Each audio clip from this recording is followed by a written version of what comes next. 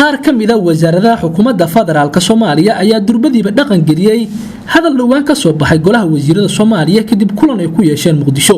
Wasaaradda caafimaadka xukuumadda federaalka Soomaaliya ayaa ku wargelisay hay'adaha UN-ka, hay'adaha deeqda bixiya ee iskaashiga caalamiga la leh qaybaheeda kala duwan iyo kuwa sibanaarada bixiya intaba waxay ku wargeliyeen in sibanaarada ka dhacaya Nairobi aysan ka qayb galaynin.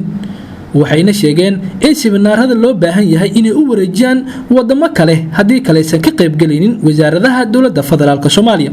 inta badan wasaaradaha ayaa safar waxay u aadi jireen magaalada Nairobi caasimadda dalkaasi Kenya iyagoo uga qayb gali jiray sibinaaro iyo kulamo kale oo caalami ah.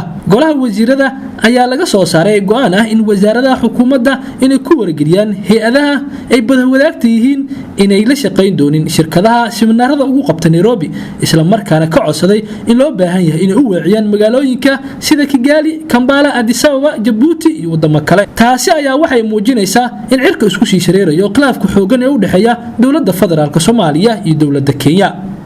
dowladda Kenya ayaa dhowr jeer ku soo xadgudubtay dowladda federaalka Soomaaliya iyadoo tilaabooyin aan ku wanaagsaneyn diblomaasiyadda hore u qaaday. fadlan daawade haddii aad nagu cusub tahay subscribe saar. mahadsanid.